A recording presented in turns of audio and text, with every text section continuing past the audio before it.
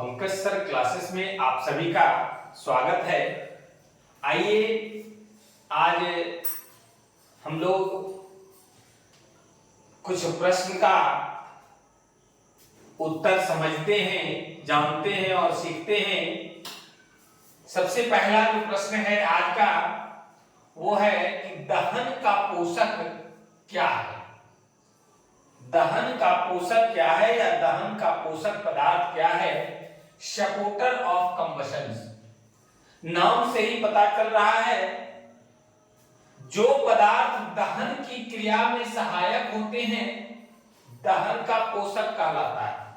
हम लोग कोई भी चीज जलाते हैं तो जलाने में किन किन कौन कौन सा चीज है जो मददगार साबित होता है, सहायक साबित होता है, वैसे पदार्थों को दहन का पोषक कहा जाता है। जैसे वायु, ऑक्सीजन।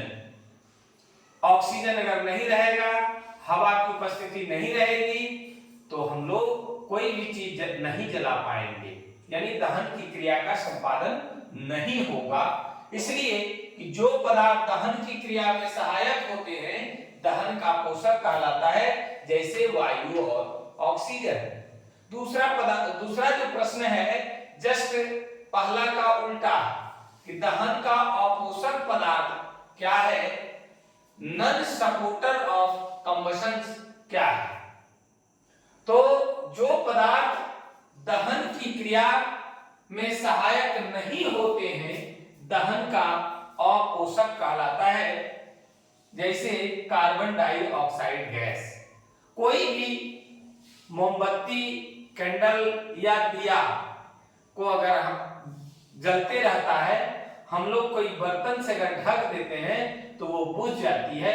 कारण कि जो भी उसके अंदर ऑक्सीजन था वो ऑक्सीजन जल करके कार्बन डाइऑक्साइड गैस में परिवर्तित हो जाता है, कन्वर्ट हो जाता है। और जैसे ही वहां ऑक्सीजन यानी उसका जो पोषक पदार्थ है उसकी कमी होती है वैसे ही वो बुझ जाता है।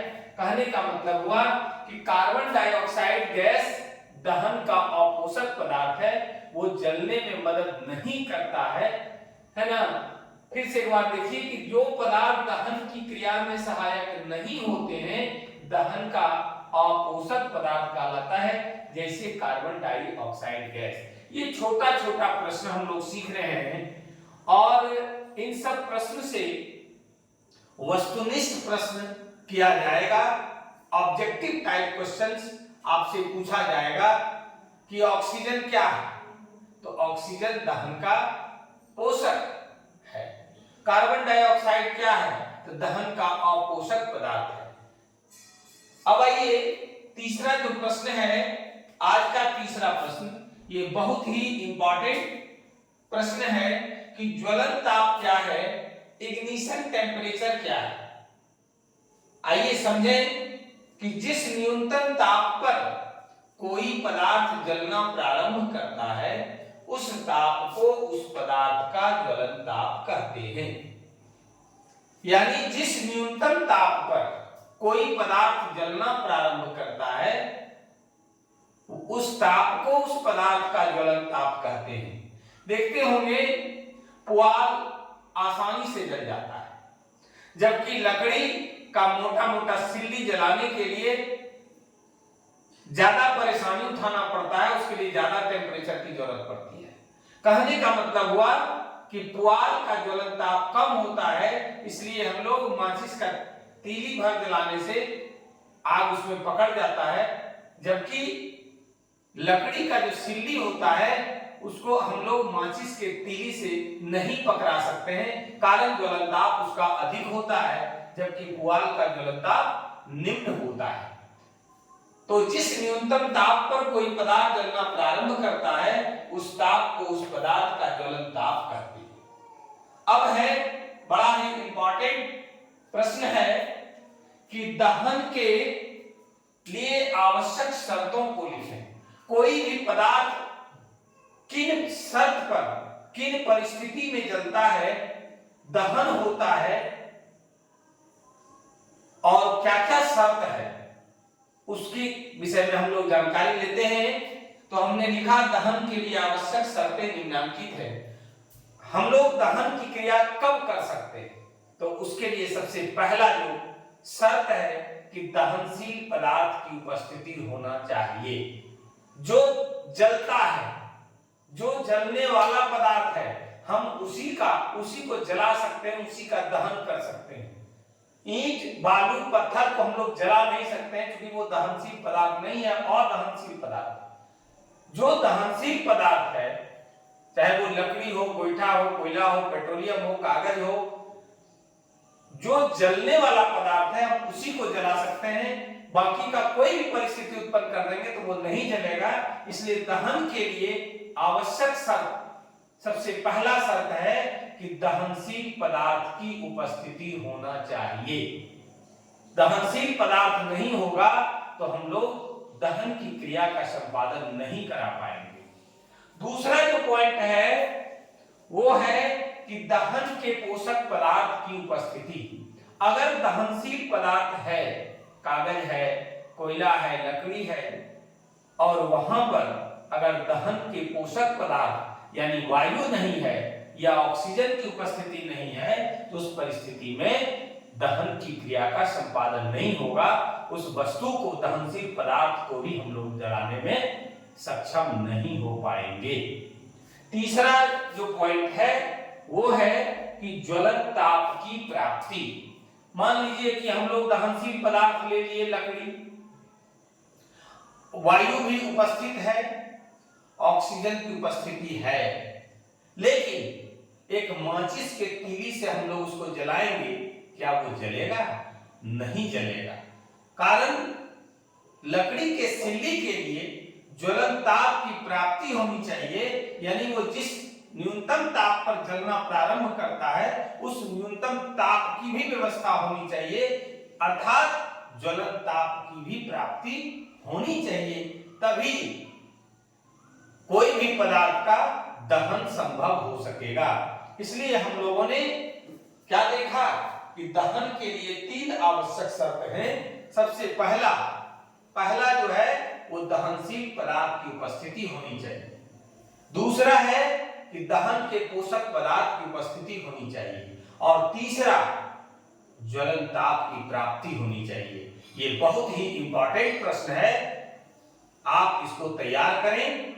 ये ऑब्जेक्टिव के लिए, सब्जेक्टिव के लिए, दोनों के लिए बहुत ही इंपॉर्टेंट है।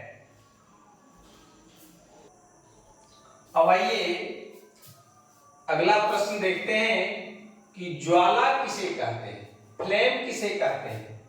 तो ज्वाला, कोई भी चीज जलाते हैं, मोमबत्ती या दिया, तो उसके ऊपर हमें कुछ दिखाई पड़ता है, ज्वाला एक्चुअली वही है। अब आइए कि देखें कि ज्वाला किसे कहते हैं। तो ज्वाला या लौ दहन का दिखाई देने वाला गैसीय अवयव है। यह अत्यधिक ऊष्माक्षेपी दहन क्रियाओं में दिखता है। ज्वाला या लौ क्या है? तो दहन का दिखाई देने वाला गैसीय अवयव है, वो एक एज ए गैस है कहिए, और ऊष्माक्षेपी अभिक्रिया यानी जहां ऊष्मा का क्षेपण होता है, ऊष्मा मुक्त होता है, तो यह अत्यधिक ऊष्माक्षेपी दहन क्रियाओं में दिखाई पड़ता है। और आगे हम लोग ज्वाला के विषय में देखें जरा, और डिटेल में समझते हैं हम लोग अगले प्रश्न के माध्यम से। तो मोमबत्ती की ज्वाला के मुख्य भागों पर प्रकाश डालें। आइए, ये जो प्रश्न है बहुत ही इंपॉर्टेंट है और यहां से ऑब्जेक्टिव भी निकलेगा। हम आपको वहां पे ध्यान आकर्षण कराएंगे, आप उसको नोटबुक में नोट करेंगे। हमने बिल्कुल प्रश्न और उत्तर करके आपको दिया है कि आप नोटबुक में नोट करें और तैयार करें, बुक को रीडिंग दें और कुछ नहीं करना है। आइए कि मोमबत्ती की ज्वाला में मुख्यतः 3 भाग होते हैं। हमने फिगर के माध्यम से दिखाने का प्रयास किया कि ये अगर मोमबत्ती है तो देखिए इसमें 3 भाग है, एक सबसे छोटा और सबसे जो अंदर का भाग दिखाई पड़ रहा है वो केंद्रीय मंडल है। उसके बाद जो बीच वाला भाग दिखाई पड़ रहा है वो प्रकाशमान मंडल है, और सबसे जो बाहर है वो प्रकाशहीन मंडल है। आइए तीनों को बारी बारी से देखें कि केंद्रीय मंडल जो सबसे अंदर का है, सेंट्रल जोन, उसके बारे में, उसकी विशेषता के बारे में देखें तो केंद्रीय मंडल जो है, आप मोमबत्ती को जला करके गौर से देखेंगे तो सबसे जो अंदर और छोटा जो दिखता है केंद्रीय मंडल, जिसको सेंट्रल जोन कहते हैं, वो नीला दिखाई पड़ता है। यह बत्ती को घेरे रहता है। फिगर में भी देखिए, बत्ती को घेरे हुए कौन सा है? केंद्रीय मंडल है। उसके बाहर प्रकाशमान मंडल है, उसके बाहर प्रकाशहीन मंडल है। तो इसमें दहन की क्रिया नहीं होती है। अब है कि दहन की क्रिया क्यों नहीं होती है? कारण केंद्रीय मंडल के ऊपर दो मंडल है और वहां पर ऑक्सीजन की आपूर्ति नहीं हो पाती है, इसलिए केंद्रीय मंडल में दहन की क्रिया नहीं होती है।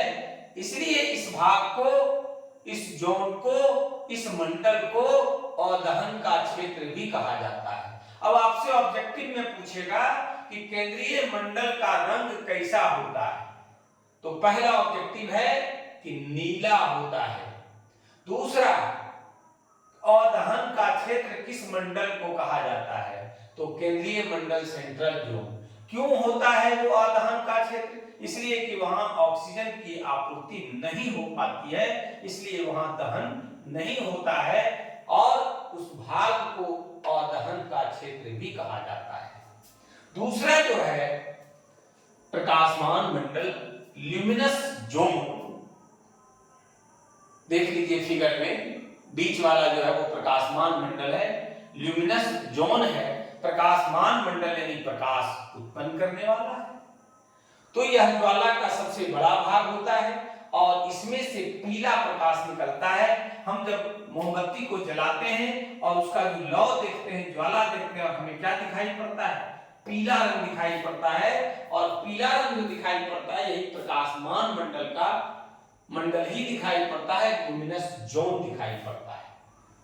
अब आपसे यहां भी पूछेगा कि ज्वाला का सबसे बड़ा भाग कौन सा है?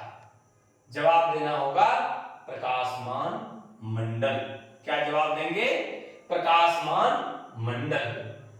पीला प्रकाश किस मंडल से निकलता है, किस जोन से निकलता है, किस क्षेत्र से निकलता है, किस भाग से निकलता है? आपको जवाब देना है प्रकाशमान मंडल से। तीसरा आइए, प्रकाशहीन मंडल, नॉन ल्यूमिनस जोन। नाम से पता चल रहा है कि प्रकाशहीन मंडल है, यानी ये काला होगा, अंधेरा होगा। इस भाग में मोम के वाष्प का पूर्ण दहन होता है, क्योंकि सबसे बाहर का है और सबसे बाहर ऑक्सीजन की पर्याप्त आपूर्ति होती है, इसलिए मोम के वाष्प का पूर्ण दहन होता है। यह ज्वाला का सबसे गर्म भाग होता है। हम लोग जब लौ जलता है, ज्वाला के नजदीक अगर हाथ ले जाते हैं तो जलन महसूस होता है। तो किस मंडल में ये काम होता है? प्रकाशहीन मंडल में होता है। इसलिए इस भाग में मोम के वाष्प का पूर्ण दहन होता है और यह ज्वाला का सबसे गर्म भाग होता है। आपसे यहां प्रश्न करेगा कि ज्वाला का सबसे गर्म भाग कौन सा है? तो प्रकाशहीन मंडल, सबसे जो बाहर का है। दूसरा कि कौन सा भाग में मोम के वाष्प का पूर्ण दहन होता है? तो प्रकाशहीन मंडल में, कारण सबसे ये बाहर का क्षेत्र है और यहाँ पर ऑक्सीजन की पर्याप्त आपूर्ति होती है, इसलिए मोम के वाष्प का पूर्ण दहन होता है। आइए इस चैप्टर का जो अंतिम टॉपिक है, अंतिम प्रश्न है, उसके विषय में हम लोग जाने। बड़ा ही महत्वपूर्ण टॉपिक है, द्रवीभूत petroleum gas, liquefied petroleum gas, short में एलपीजी गैस बोलते हैं, जिसका इस्तेमाल हर घरों में होता है, हर घर के रसोई घर में होता है, खाना बनाने में इस्तेमाल होता है। हम लोग आज उसी एलपीजी गैस के विषय में जानकारी प्राप्त करेंगे कि वह कैसे बनता है, किससे मिलकर के बनता है, और उसके बारे में डिटेल बात करते हैं। आइए जरा समझें हम लोग कि पेट्रोलियम गैस, ब्यूटेन, ये सब कार्बनिक यौगिक है जिसका सूत्र C4H10 होता है, एल्केन ग्रुप का है। हम लोग कार्बनिक यौगिक चैप्टर जब पढ़ेंगे तो उसमें डिटेल बात करेंगे इन सब के विषय में। प्रोपेन C3H8 और एथेन C2H6 का मिश्रण है, लेकिन इसका मुख्य अवयव ब्यूटेन है। ये एलपीजी गैस जो है, द्रवीभूत पेट्रोलियम गैस, ये ब्यूटेन, प्रोपेन और एथेन का मिश्रण है, लेकिन इसका मुख्य अवयव ब्यूटेन है। ज्यादा मात्रा में ब्यूटेन इसका संगठक है। दूसरा जो पॉइंट है कि ब्यूटेन, प्रोपेन तथा एथेन तीव्रता से जलकर पर्याप्त ऊष्मा प्रदान करते हैं, इसलिए पेट्रोलियम गैस एक उत्तम ईंधन है और इसका उपयोग मुख्य रूप से सामान्यतया भोजन बनाने में होता है। हर घर के रसोई घर में एलपीजी गैस का इस्तेमाल प्रायः हो रहा है। अब आइए कि दाब बढ़ाने पर ये तीनों गैसें, ब्यूटेन, प्रोपेन और एथेन, आसानी से द्रवीभूत हो जाती है, द्रव रूप में परिणत हो जाती है, लिक्विफाइड हो जाती है, इसलिए इसे द्रवीभूत petroleum gas, liquefied petroleum gas या शॉर्ट में सिर्फ एलपीजी कहते हैं। एलपीजी के जलने पर, लिक्विफाइड पेट्रोलियम गैस जलने पर, द्रवीभूत पेट्रोलियम गैस जलने पर निम्न क्रिया होती है, निम्न अभिक्रिया होती है। क्या होती है?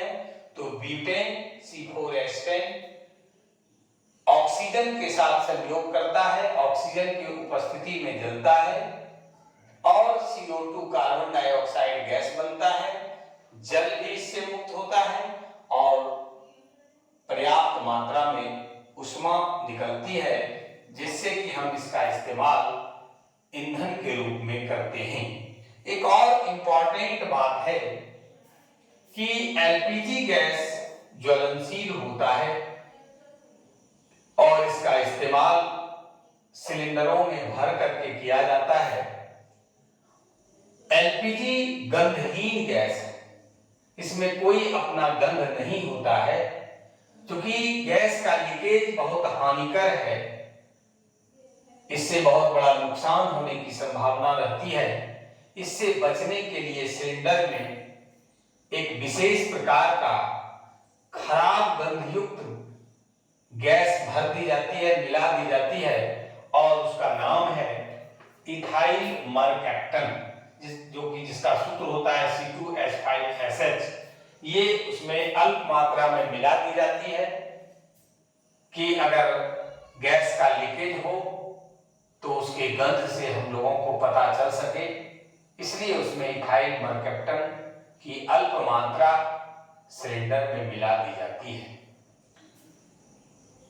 इससे सुरक्षा के दृष्टिकोण से ये गैस मिलाई जाती है। इस प्रकार से हम लोगों ने केमिस्ट्री का पहला चैप्टर रासायनिक अभिक्रियाएं एवं समीकरण, पूरा टॉपिक, सब्जेक्टिव जो भी टॉपिक आपके सिलेबस में है, सबको बारी बारी से हम लोगों ने देखा। अगर आपको वीडियो अच्छा लगा हो तो निश्चित रूप से आप लाइक और शेयर करें। चैनल को जो लोग सब्सक्राइब नहीं किए हैं, चैनल को सब्सक्राइब करें। आज की क्लास में बस इतना ही। धन्यवाद।